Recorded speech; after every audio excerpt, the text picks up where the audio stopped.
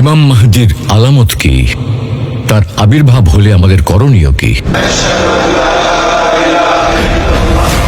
প্রিয় দর্শক, কিয়ামতের বড় আলামতগুলোর মধ্যে প্রথম আলামত হলো ইমাম মাহদির আগমন। কিন্তু বর্তমানে আমরা অনেককে বলতে দেখছি ইমাম মাহদি চলে এসেছেন বা অতি শীঘ্রই চলে আসবেন। অনেকে ইমাম মাহদি ভারতীয় উপমহাদেশ থেকে হবেন বলেও দাবি করছেন। এই প্রেক্ষাপটে জানার বিষয় হলো ইমাম মাহদির আগমন সম্পর্কে কোরআন সুন্নাহর নির্দেশনা কি, তাকে চেনার আলামত বা কি? তিনি কি এসে গেছেন নাকি শীঘ্রই আসবেন? কোথায় এবং কত সালে আসবেন?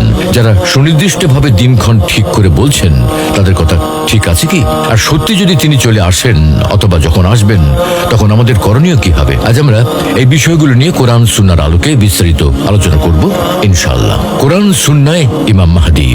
প্রিয় দর্শক, ইমাম মাহদি মাহদি হিসেবে প্রসিদ্ধ হলেও এটি মূলত তার নাম নয়। মাহদি অর্থ হিদায়াত প্রাপ্ত বা সঠিক পথ প্রাপ্ত।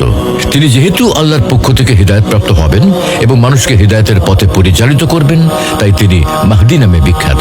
আল কোরআনে এ বিষয়ে কোনো তথ্য নেই। অপরদিকে সর্বাধিক সমাদৃত হাদিসের কিতাব সহিহ বুখারী ও সহিহ মুসলিমের মতো কোনো হাদিস গ্রন্থেও সুস্পষ্ট করে তার নাম উল্লেখ নেই। তবে ইমাম মাহদির আগমনের বিষয়ে বেশ কিছু হাদিস রয়েছে। যেমন আবু হুরায়রা রাদিয়াল্লাহু তাআলা আনহু থেকে বর্ণিত, রাসূল সাল্লাল্লাহু আলাইহি ওয়াসাল্লাম বলেন, কেমন হবে তোমাদের অবস্থা যখন ঈসা ইবনে মারিয়াম তোমাদের মধ্যে অবতরণ করবেন এবং তোমাদের ইমাম হবে তোমাদের মধ্যে হতে। অপর একটি হাদিসে জাবির ইবনে আব্দুল্লাহ রাদিয়াল্লাহু তাআলা আনহু থেকে বর্ণিত, রাসূল সাল্লাল্লাহু আলাইহি ওয়াসাল্লাম বলেন, আমার উম্মতের একটি দল সর্বদা হকের উপর প্রতিষ্ঠিত থেকে কিতাল করতে থাকবে, কিয়ামত পর্যন্ত তারা বিজয়ী থাকবে। এরপর ঈসা ইবনে মারিয়াম অবতরণ করবেন। সেই দলটির আমির তাকে বলবেন, আসুন নামাজে আমাদের ইমাম হন। তিনি বলবেন, না, আমি ইমাম হব না। তোমাদের একজনই অন্যদের আমির। তার নামাজ না পড়ানো আর এই উম্মতের একজন তারও সকলের ইমাম হওয়া আল্লাহ তাআলার পক্ষ থেকে এই উম্মতের জন্য সম্মাননা। আবু সাঈদ খুদরী রাদিয়াল্লাহু তাআলা আনহু থেকে বর্ণিত, রাসূল সাল্লাল্লাহু আলাইহি ওয়াসাল্লাম বলেন, মাহদি আমার বংশোদ্ভূত হবেন। তার কপাল প্রশস্ত এবং নাক উঁচু ও সরু হবে। তিনি জুলুম অত্যাচারে ভরা পৃথিবীকে ইনসাফ ও ন্যায়পরায়ণতা দ্বারা পূর্ণ করে দেবেন। তিনি 7 বছর রাজত্ব করবেন।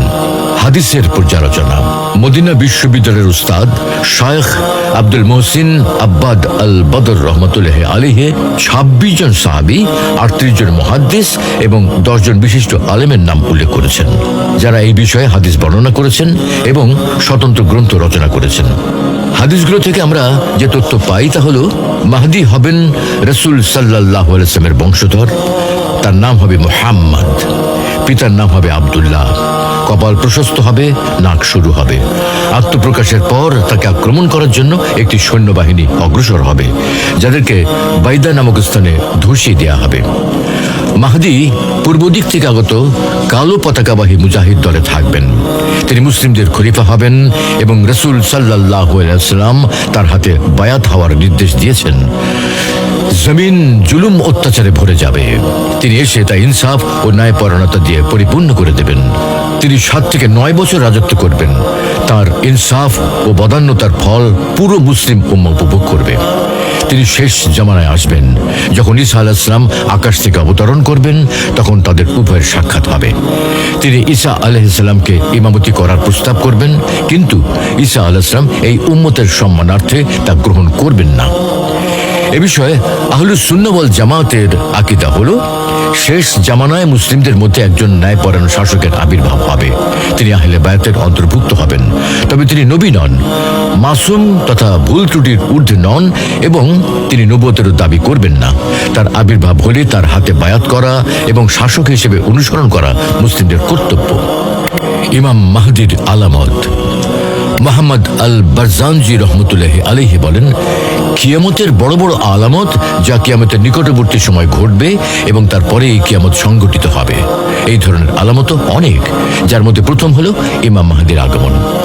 তার সর্বাধিক গুরুত্বপূর্ণ ও সর্বসম্মত আলামত হলো, তিনি হবেন শরীয়তের মাপকাঠিতে উত্তীর্ণ এবং কোরআন সুন্নাহর অনুসারী একজন নেককার ব্যক্তি। তার ব্যক্তি জীবন থেকে শুরু করে শাসন কার্য পর্যন্ত আকীদা, আমল সবকিছুই কোরআন সুন্নাহর আলোকে উত্তীর্ণ হবে। পক্ষান্তরে তিনি যদি পরিপূর্ণ কোরআন সুন্নাহর অনুসারী না হন, নিজের খাহেশ, স্বপ্ন, ইলহাম ইত্যাদিকে কোরআন সুন্নাহর উপর অগ্রাধিকার দেন, শরীয়তের ইলম উপেক্ষা করে কোরআন সুন্নাহর অপব্যাখ্যা করেন, মানব রচিত আইনে শাসন ও বিচার কার্য সম্পাদন করেন, তাহলে তিনি মাহদী নন। মোট কথা, তার সবচেয়ে গুরুত্বপূর্ণ আলামত হল তিনি শরীয়তের প্রকৃত অনুসারী হবেন। অলিক স্বপ্ন ও মিথ্যা ইলহামের দাবি করে ইলমের উসুল ও নীতি উপেক্ষা করে কোরআন সুন্নাহর অপব্যাখ্যা করবেন না। ইমাম মাহদী কি এসে গেছেন? সুপ্রিয় দর্শক, ইমাম মাহদীর এসে যাওয়ার দুটি অর্থ হতে পারে। একটি অর্থ হচ্ছে তার পৃথিবীতে জন্মগ্রহণ করা। তিনি জন্মগ্রহণ করেছেন কি না তা নিশ্চিতভাবে জানার সুযোগ নেই। একটি বর্ণনায় আছে আল্লাহ তাকে এক রাতে যজ্ঞ করে দেবেন। এই বর্ণনার ভিত্তিতে বলা যায় তিনি মাহদী হয়ে আবির্ভূত হবার আগে নিজেও জানবেন না তিনি প্রতিশ্রুত মাহদী। সুতরাং অন্যদের জানার প্রশ্নই আসে না। তাছাড়া নবী সাল্লাল্লাহু আলাইহি সাল্লামও নবুয়ত প্রাপ্তির পূর্বে নিজেও জানতেন না তিনি নবী। অতএব ইমাম মাহদীও নিজের সম্পর্কে না জানা খুবই স্বাভাবিক। ইমাম মাহদীর আগমনের দ্বিতীয় অর্থ হচ্ছে তিনি কি আবির্ভূত হয়েছেন? উত্তর হলো তিনি আবির্ভূত হননি, তবে তার আবির্ভাব ঘটবে ইনশাআল্লাহ, কারণ তার আবির্ভাব হবে কিয়ামতের পূর্বে। অথচ আজ থেকে ১৫০০ বছর আগে খোদ কোরআনেই ইরশাদ হচ্ছে কিয়ামত নিকটবর্তী এবং চন্দ্র বিদীর্ণ হয়ে গেছে। রাসূল করিম সাল্লাল্লাহু আলাইহি সাল্লাম তর্জনী ও মধ্যমা আঙুল দুটির দিকে ইঙ্গিত করে বলেন, আমি ও কিয়ামত এই দুটি আঙুলের মতো কাছাকাছি প্রেরিত হয়েছি। কোরআন সুন্নায় এরকম আরো অসংখ্য নির্দেশনা আছে যাতে সুস্পষ্ট বলা হয়েছে কিয়ামত আসন্ন, খুবই নিকটবর্তী। এই কারণে রাসূল করিম সাল্লাল্লাহু আলাইহি সাল্লাম দাজ্জালের ফিতনা থেকে আল্লাহর কাছে আশ্রয় প্রার্থনা করতেন।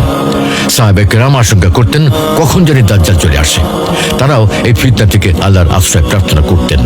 কাজেই যে বিষয়টিকে ১৫০০ বছর আগেই কোরআন সুন্নাহ নিকটবর্তী বলেছে এবং সেজন্য আমলে অগ্রসর হওয়ার এবং পরকালের প্রস্তুতি গ্রহণের তাগিদ করা হয়েছে, সেই বিষয়টিকে এখন ১৫০০ বছর পরে এসে আদৌ অন্য কিছু বলার সুযোগ নেই।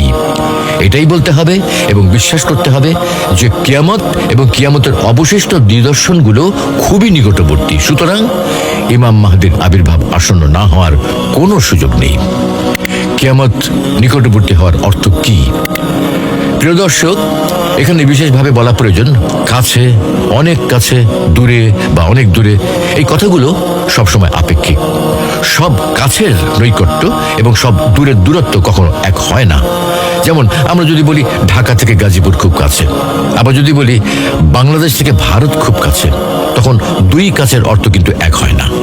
সুতরাং কোরআন সুন্নাহর কথাগুলো বোঝার জন্য আমাদেরকে এটা মাথায় রেখেই বুঝতে হবে। তাহলে কিয়ামত অনেক কাছে বলার পরেও ১৫০০ বছর পার হলেও এখনো কেন কিয়ামত হলো না, এমন কোনো প্রশ্ন মনে আসবে না। পৃথিবী তার জন্ম থেকে যে বিশাল সময় অতিবাহিত করেছে, সেই হিসেবে ১৫০০ বছর সময়টা অতি সামান্য নয় কি? সুনির্দিষ্ট দিনক্ষণ ঘোষণা। ইমাম মাহদীর আগমন হবে শেষ যুগে, তবে তিনি কখন আসবেন তার দিনক্ষণ আল্লাহ ও আল্লাহ রসুল সাল্লাল্লাহু আলাইহি ওয়াসাল্লাম সুনির্দিষ্ট করে জানাননি। সুতরাং এটি সম্পূর্ণ গায়েবের বিষয়।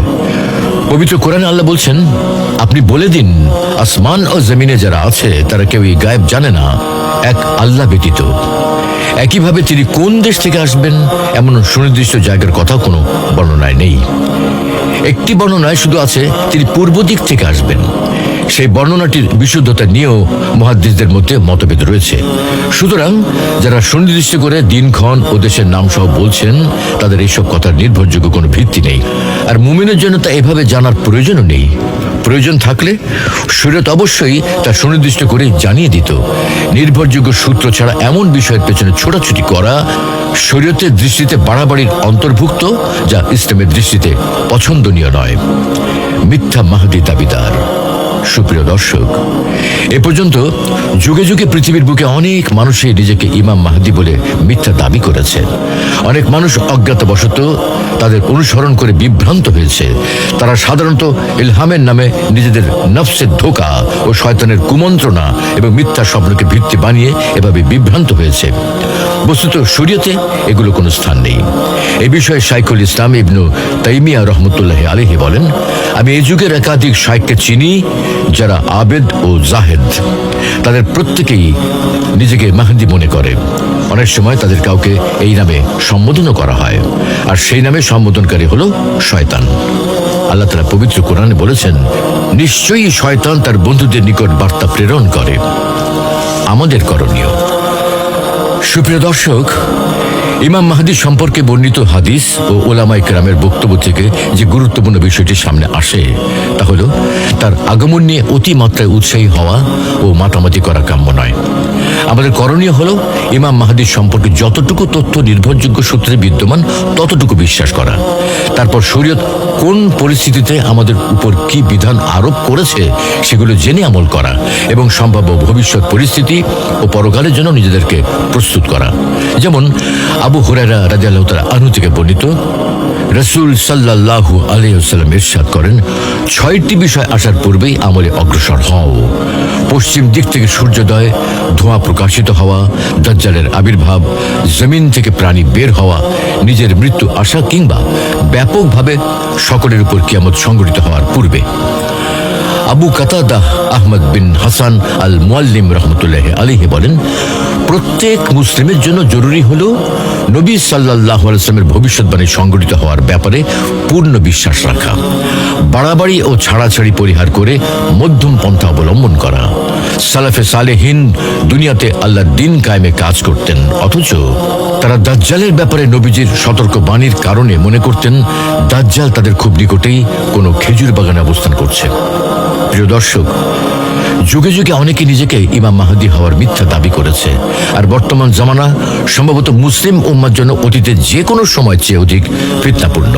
তাই ইমাম মাহদীর প্রতীক্ষার মনোভাব কাজে লাগিয়ে মুসলিমদের ধোঁকা দেওয়ার জন্য চতুর দুশ্মনরাও সুযোগ খুঁজছে।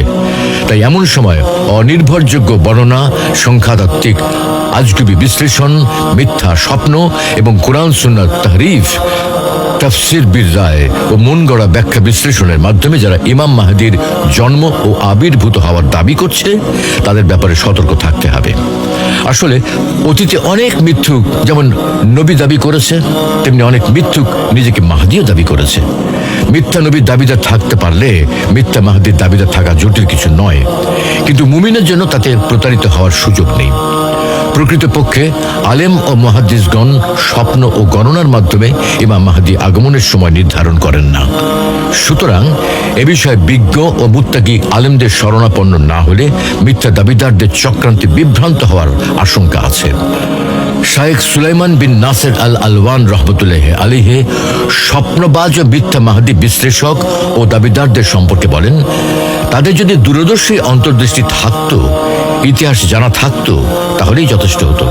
খুব সুন্দরভাবেই তারা এই ধ্বংসাত্মক পরিস্থিতি ও গুমরাহি থেকে বের হয়ে আসতে পারত। জ্ঞানীরা চলার আগে দেখে আর অজ্ঞরা দেখার আগে চলে। তারা যদি ইতিহাসের পাতা খুলে দেখত, সেখান থেকে শিক্ষা নিতে পারত। মুমিন কখনো এক গর্তে দুবার দংশিত হয় না, কিন্তু কোথায় তাদের সেই শিক্ষা? পবিত্র কোরআনে এজন্য আল্লাহ বলছেন, আল্লাহ যাকে ফিতনায় নিপতিত করতে চান, আল্লাহর মোকাবেলায় তুমি তার কিছুই করতে পারবে না। আল্লাহ রাব্বুল আলামিন আমাদের সকলকে ফিতনা থেকে হেফাজতে থাকার তৌফিক দান করুন। আমিন।